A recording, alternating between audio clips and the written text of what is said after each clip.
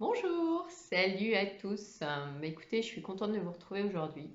Aujourd'hui, j'avais envie de consacrer cette vidéo au thème de l'enfant intérieur. L'enfant intérieur, c'est un sujet qui me tient très à cœur, dont je parle souvent, parce qu'il m'arrive régulièrement d'accompagner les gens à faire ce travail-là, parce que j'estime que ce qu'on rencontre, c'est souvent des répliques, hein, ce que j'appelle des cadeaux déguisés, hein, parce qu'on ne les voit pas toujours comme des cadeaux quand on les rencontre. Néanmoins, c'est toujours une invitation à aller réparer des blessures de l'enfance.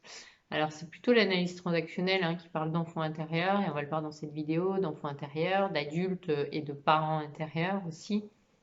Et donc, mais moi, j'accompagne par un certain nombre de protocoles pas mal de gens à aller réparer leur enfant intérieur, à aller couper les liens de souffrance avec leurs parents. Et sans rentrer de suite dans les protocoles que j'utilise, eh bien déjà,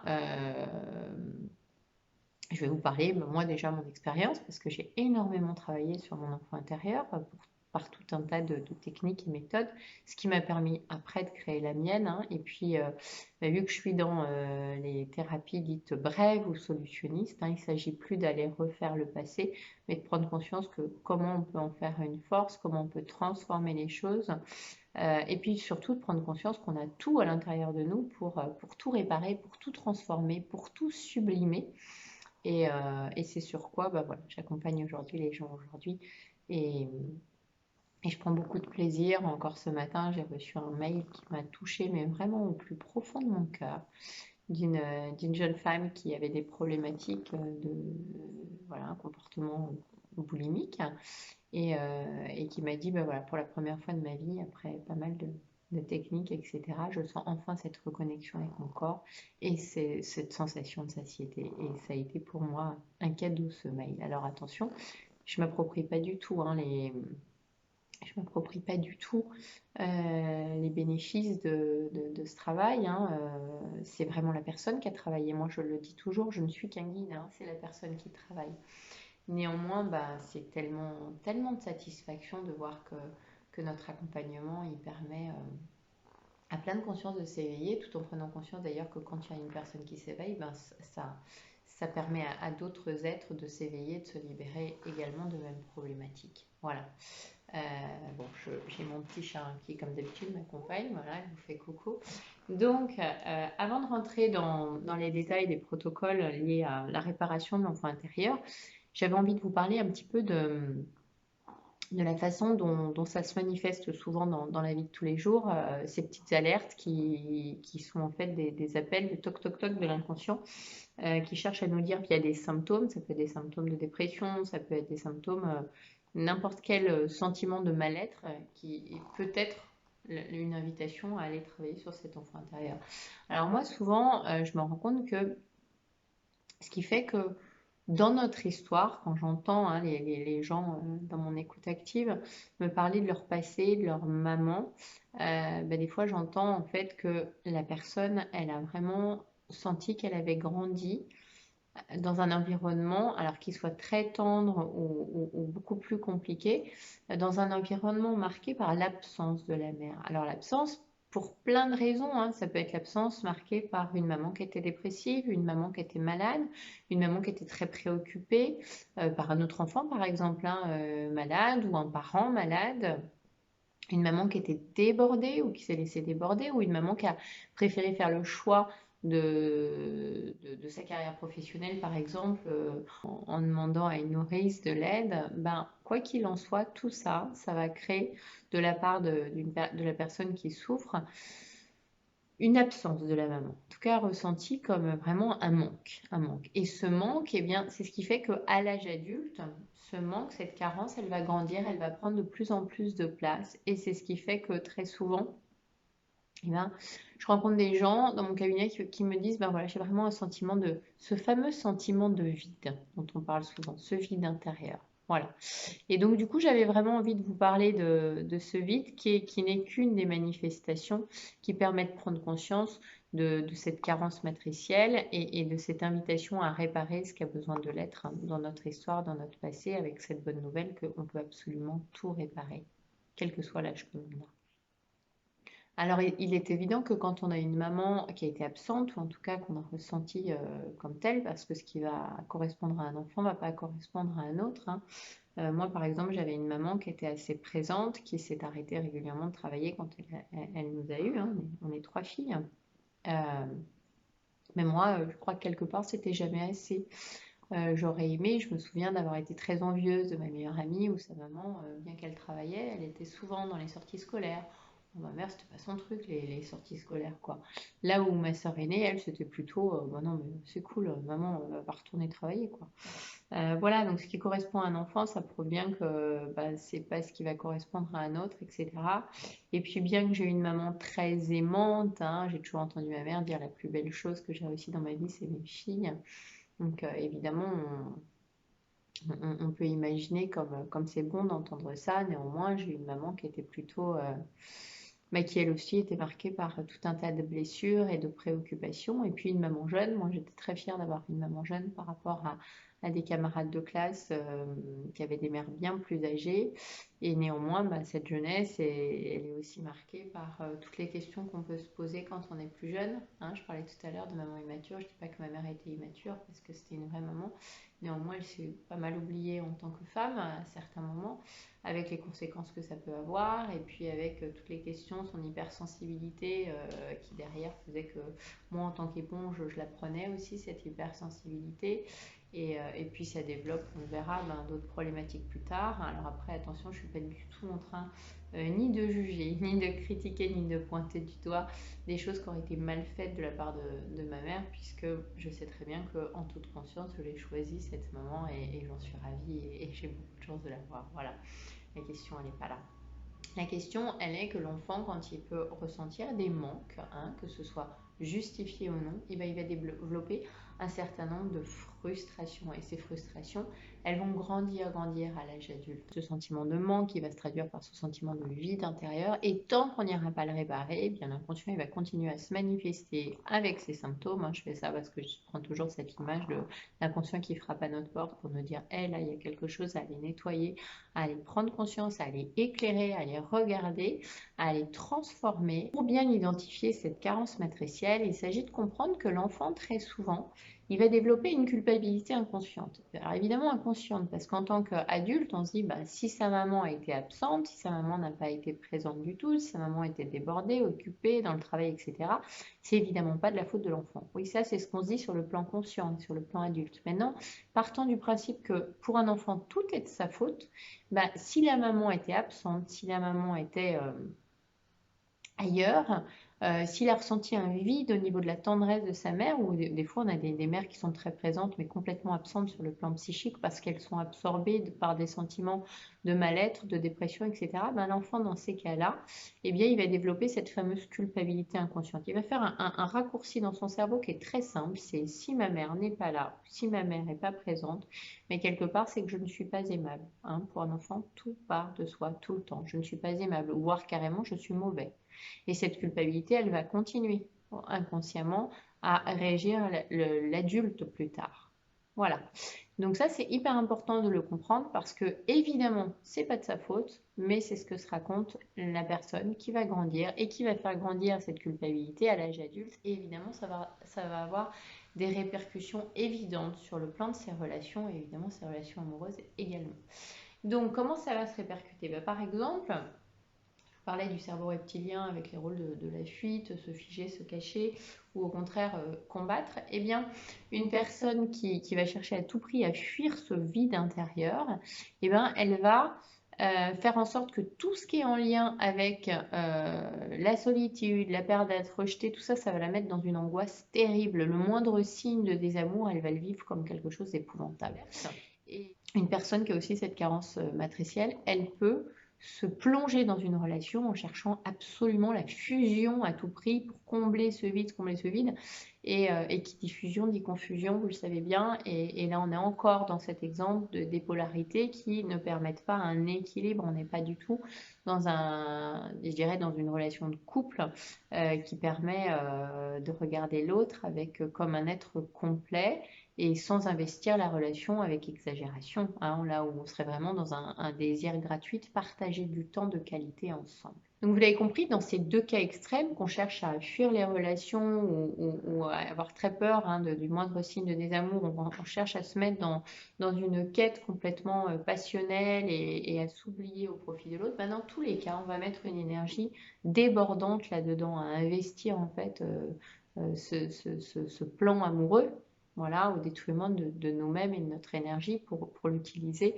à bon escient, et puis même pour nous, et pour expérimenter, pour libérer toute notre créativité. Alors, ce qu'il faut bien comprendre, c'est que quand on est dans cette carence matricielle, eh ben, le fait de se juger comme étant coupable hein, de cette absence de la mère, mais tout ça, ça va pousser la personne en question à quémander l'amour de l'autre. Hein, on va chercher à tout prix à se sentir aimable et aimé dans les yeux de l'autre. Et paradoxalement, ben, on va fuir la relation, on va l'auto-saboter bien souvent. Pourquoi? Parce qu'inconsciemment, je vous l'ai dit, la personne, elle se sent indigne d'être aimée. Donc forcément, elle ne peut pas mériter, elle ne se sent pas mériter cet amour, donc il va falloir qu'elle l'auto-sabote. Alors contrairement à la croyance très répandue que c'est plus simple de recevoir que de donner, bah, c'est tout le contraire, parce que recevoir, mais ça implique de recevoir, d'être aimé. Hein. Vous savez que tout part de l'amour, l'amour ça imprègne toute la création. Donc c'est bien plus compliqué. Et là, du coup, on rentre dans ce fameux à la Carmen, hein, si tu ne m'aimes pas, je t'aime, et si je t'aime, alors prends garde à toi. On est dans ce fameux suis-moi, fuis-moi que vous connaissez, j'imagine, par cœur, hein, qu'on a tendance à voir autour de nous. C'est pas nous qui l'avons connu une fois ou rencontré dans notre vie. Et quand on est dans ce fameux suis-moi, fuis-moi à la Carmen, bah, qu'est-ce qui se passe? On est dans ces je tire des deux côtés, les forces opposées. Hein, qui tire, qui tire, qui tire, et c'est pas confortable du tout d'être dans cette position-là. C'est-à-dire qu'en fait, on est dans cette ambivalence, hein, je rejette ce que paradoxalement je cherche, comme vous avez pu comprendre. Et donc du coup, comment ça va se manifester? Il y a plein de manières de le vivre. Donc je vous ai parlé des gens qui cherchaient à être dans cette quête de fusion-confusion. Donc ça va donner des gens qui, par exemple, au premier coup de foudre, vont dire « Ah mais ça c'est bon, je sais, c'est la personne qui me faut, c'est l'homme de ma vie ou la femme de ma vie, hein, je ne vais pas chercher à mettre de sexe plutôt qu'un autre. » Et donc, une fois que la personne elle s'installe vraiment, soit en couple, mais en tout cas que la relation s'installe véritablement, qu'il y a un vrai temps de partage, etc. Mais là, la personne elle va commencer à pointer, hein, rentrer dans ce tu accusateur. C'est de ta faute si, ou il fait pas assez cela, ou il m'aime pas assez parce que. Et en fait, la personne elle va mettre un poids énorme sur les épaules de son partenaire. Pourquoi? Parce qu'elle ne va pas le voir comme un véritable partenaire amoureux, adulte, avec toutes ses qualités, en même temps ses limites, mais elle va vraiment inconsciemment le voir comme la mère, en fait. Hein. Et encore une fois, je parle aussi bien des femmes que des autres. Donc ça, c'est une manière de réagir. Et puis alors d'autres, au contraire, ils vont être dans le consumérisme sexuel, c'est-à-dire qu'aujourd'hui, on voit apparaître tout un nombre de sites internet, de sites de rencontres qui favorisent la rencontre, mais surtout sans engagement, c'est-à-dire, allez hop, moi je veux rester libre, entre guillemets, hein, pour ne pas s'engager. Ça va faire qu'accentuer le problème du blocage amoureux, c'est-à-dire que les gens qui ont tellement peur de s'engager, qui ont tellement peur de tomber amoureux, qu'ils vont multiplier les aventures sans s'engager. Alors ça va durer un soir, tout au plus un week-end ou une semaine, mais surtout on ne s'engage pas trop. Voilà. Après, d'autres, il y en a qui vont lutter à fond contre tout ce qui est émoi amoureux. Hein. Ils vont s'anesthésier en fait. Ils vont s'anesthésier à tout prix pour ne pas ressentir, s'interdire trop de rapprochement. Ça, c'est voilà, c'est encore une autre manière de réagir à cette carence matricielle. Et puis dans d'autres comportements que je peux remarquer qui traduisent cette carence matricielle, ça va être le besoin que certains ressentent de plaire quelque part, de séduire, mais en même temps, ils vont s'empêcher d'y croire. Ils vont dire par exemple, non, non, mais lui ou elle est trop bien pour moi, ou non, non, elle, je sens bien que c'est pas du tout une personne faite pour moi parce qu'elle est trop ceci, ou il est pas assez cela, ou voilà, ou c'est pas le bon moment. Voilà. Voilà autant de manières en fait, autant d'indices quelque part qui me permettent d'identifier parfois des carences matricielles en voyant comment ça se manifeste au temps présent et à l'âge adulte. Donc si une personne qui vient en cabinet n'a jamais travaillé sur ces blessures de l'enfance, sur cette carence matricielle, bah, quand elle devient parent, il y a plusieurs manières aussi de fonctionner.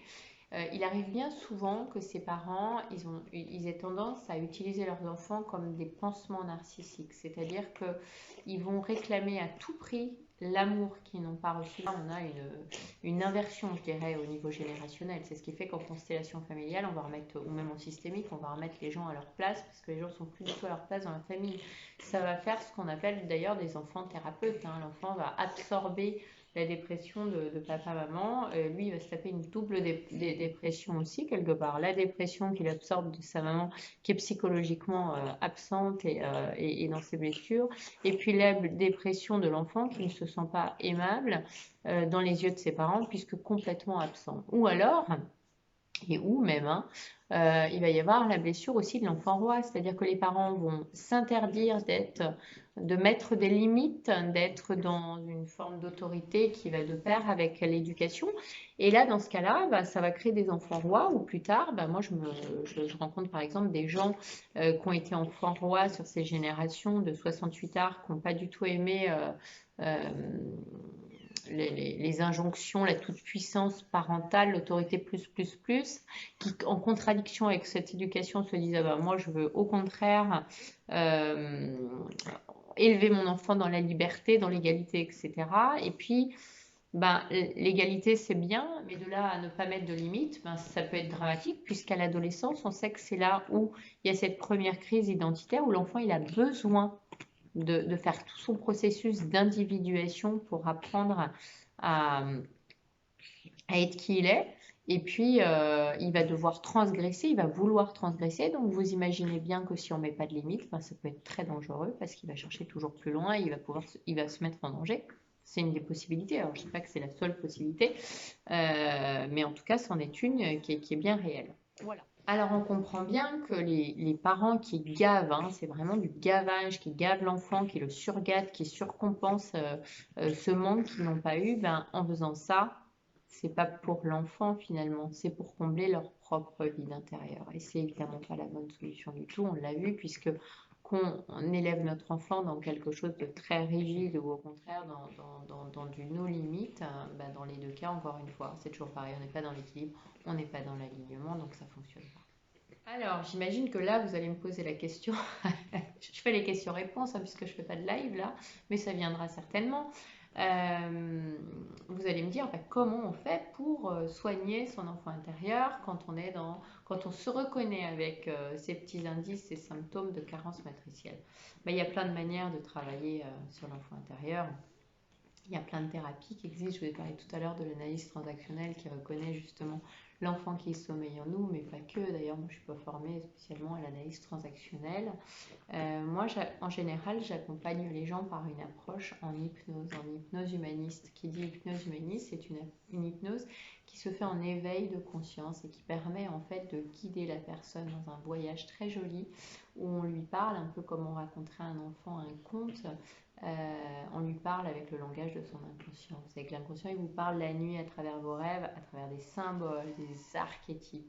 Et en fait, ben, c'est tout l'objet du travail que je propose moi, quand j'accompagne quelqu'un, à couper d'abord le lien de souffrance avec ses parents, parce que tant qu'on ne fait pas le deuil des parents idéaux, tant qu'on ne fait pas le deuil des parents qu'on aurait voulu, eh bien, on ne s'en libère pas quelque part, on est sous leur emprise. Et au contraire, quand vraiment on se réapproprie, c'est ce qu'on va voir à l'étape d'après, on réhabilite ses propres parents intérieurs, bah là c'est gagné. Donc voilà, moi en général j'accompagne sur une séance deux protocoles en un. Couper d'abord le lien de souffrance avec nos parents pour faire le travail du deuil des parents qu'on n'a pas eu. Et puis prendre conscience que de toute façon, bah, c'est les parents qu'on a choisis, donc c'était parfait pour grandir en conscience. Et puis ensuite aller réparer cet enfant intérieur. Pourquoi? Parce que la seule personne qui sait ce qui est bon pour vous, c'est vous. Et je vous l'ai dit, ce qui convient à un enfant ne conviendra pas forcément à son frère, puisqu'on est tous des individus uniques. Ouais. Voilà, donc il y a d'abord ce travail-là. Et puis, ensuite, je vous l'ai dit, c'est réhabiliter ses propres parents, ses parents intérieurs. En nous, il y a cet enfant qui sommeille en nous, mais il y a aussi ce parent intérieur, hein, cet adulte intérieur. Et en fait, je dirais que c'est déjà prendre conscience que le rôle d'une maman et le rôle d'un papa, ben, ils n'ont pas la même mission, en fait, tous les deux. Redevenir une bonne mère intérieure, ben, ou même des bons parents, c'est déjà comprendre que c'est agir avec soi-même comme le ferait un bon parent, c'est-à-dire les parents que vous avez intériorisés comme les parents idéaux. Et qui dit bon parent dit je vais protéger l'enfant, je vais l'aimer, je vais lui mettre des limites pour lui, pour son bien. Et c'est ce que vous allez faire.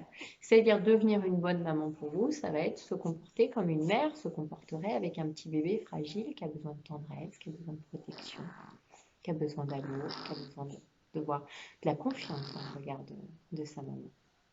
Et puis c'est aussi prendre soin de son corps, prendre soin de soi. Hein, prendre conscience que ce qu'on met à l'intérieur de ce corps, c'est ce qui nous permet quand même de faire l'expérience de cette vie incarnée.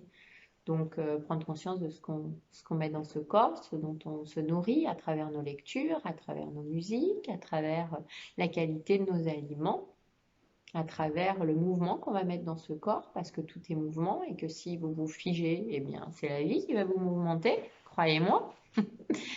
Et puis redevenir un bon père intérieur, bah, c'est lui qui, au contraire, qui a le rôle de mettre des limites, de poser un cadre. Il va y avoir la notion de sacrifice derrière, de renoncement, parce que des fois, bah, dire bah non, là, je réponds pas à mon besoin tout de suite, ça va permettre d'entretenir le désir. Au contraire, tout simplement, je vous dirais, réapprendre à s'aimer gratuitement. Voilà, simplement. C'est ça être des bons parents pour soi. Alors, quand on a coupé le lien de souffrance avec ses parents, quand on a fait le deuil des parents qu'on aurait aimé avoir, quand on a réhabilité ses propres parents, quand on a soigné son enfant intérieur, ben, je dirais que la quatrième étape, c'est cultiver le pouvoir du moment présent. Alors là, je cite souvent, et je ne suis pas la seule, hein, ce merveilleux livre d'Eckhart Tolle, et je le cite régulièrement dans mes vidéos parce que le jour où je l'ai lu, je l'ai trouvé très bien. Mais quand je le refeuillette, quand j'en reprends conscience, quand je l'écoute parfois sur YouTube, je me dis, mais quelle puissance ce livre. Vraiment, on sent que c'est vibré. Et quand on fait vraiment l'expérimentation, parce qu'il y a une différence entre écouter, lire, et puis vraiment le vivre et prendre conscience du pouvoir, c'est vraiment ce mot, quoi. Du pouvoir qu'a l'instant présent, c'est-à-dire arrêter de vivre dans le passé, rattrapé par son ego, ou au contraire dans les angoisses du futur, et vraiment se dire, bah, regardez comme tout va bien ici et maintenant, et comme, waouh, je n'ai plus qu'à profiter de ça et puis de tous les possibles que ça m'ouvre, hein, parce que ici et maintenant, à chaque instant, il y a tout qui se réactualise en permanence. Et ça, c'est fantastique parce que quand on est vraiment là où l'on est, quand on est vraiment en connexion avec ce corps, hein, je vous l'ai déjà dit, je crois, mais l'inconscient, il parle à travers notre corps, à travers tous nos sens. On parle des 5 sens, mais il y en a évidemment bien plus. Quand on est à l'écoute de ce corps, qu'on est capable de rétablir cette écoute intérieure, mais forcément, ça a une implication avec les autres, puisque je dis toujours, le reflet de son intérieur, c'est le reflet de son, enfin, le reflet, l'extérieur n'est que le reflet de son intérieur. Merci. et, et donc, quand on est vraiment dans ce moment présent, ben, il y a tout qui devient possible parce qu'il y a un alignement au niveau du corps, de l'esprit. Et on est vraiment, on parlait tout à l'heure de la difficulté d'apprendre à recevoir, mais on est vraiment dans ce juste échange, dans cette circulation entre donner, recevoir, pouvoir partager avec les autres. Et quand on est dans cette écoute intérieure, ça favorise, je vous l'ai dit, l'écoute extérieure et forcément, ça nous invite même à créer des nouvelles associations, à se mettre en lien avec les autres, à grandir en conscience, à faire évoluer la conscience enfin, voilà, avec les autres et à bénéficier aussi des prises de conscience des uns des autres, puisque quand il y en a un qui bouge, bah, ça fait bouger tout le monde. Voilà. Et puis, cette vidéo, je la veux courte, donc pour une fois, je vais essayer d'être synthétique. Je dirais que pour apprendre à s'aimer vraiment, je l'ai déjà dit, je crois, à ma première vidéo, il s'agit de s'accepter. Voilà, s'accepter tel que l'on est. Et ça veut dire quoi, s'accepter? Ben, ça veut dire s'accepter avec ses défauts, s'accepter avec ses imperfections, parce que dans la nature, ben, la perfection, elle n'existe pas, et pourtant, c'est ce qui la rend si parfaite. Hein, c'est ce qui la rend si belle. Et c'est accepter de s'être incarné dans ce corps, puisque c'est nous qui l'avons choisi pour faire l'expérience de ce qu'on est venu expérimenter, se rappeler, c'est-à-dire que nous sommes des êtres d'amour. Et à partir de là, eh bien, quand on arrive à s'accepter pleinement avec nos défauts, avec notre corps, à être dans cette authenticité, dans cette unicité, ben là, on incarne vraiment son essence. Et on expérimente, on se sent vraiment porté tout en attrapant très facilement, puisqu'on est dans le moment présent, on est capable de voir tout ce que nous tend le plan divin pour pouvoir avancer pleinement vers soi et pour grandir en conscience. S'il y avait un objectif du coup à retenir de cette vidéo, puisque je vous l'ai dit, je ne suis pas très synthétique, je me soigne, et bah du coup, je vous dirais que c'est apprendre à devenir soi en étant authentique. Et à partir de là, ben, quand on accepte d'être imparfait, ben, on est forcément et présent à soi, au cadeau de la vie, et tout devient beaucoup plus facile. Alors, si cette vidéo vous a plu, ben, je vous invite à mettre un like ou à la partager, je vous en remercie, ou même à vous abonner à cette chaîne. Et puis, je vous invite surtout et avant tout à prendre soin de vous. À bientôt.